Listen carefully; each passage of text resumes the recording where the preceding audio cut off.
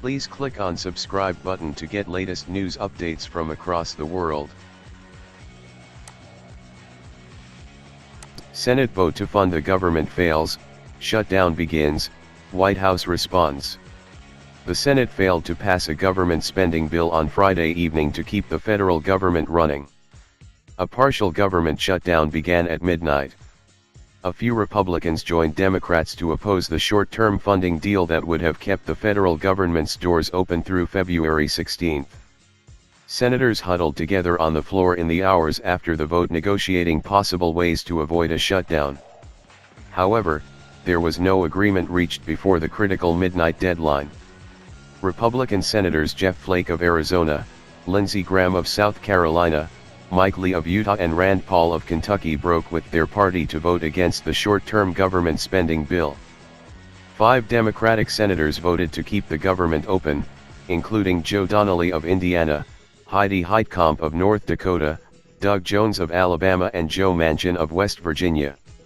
Shortly before midnight, the White House issued a statement blaming Democrats for the government shutdown and indicating a tougher negotiating position on the status of illegal immigrants, a key issue Democrats wanted included in must-pass legislation.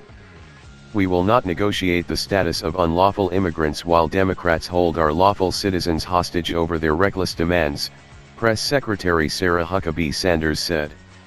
"When Democrats start paying our armed forces and first responders, we will reopen negotiations on immigration reform." The White House described the government shutdown vote on Friday as the behavior of obstructionist losers, not legislators.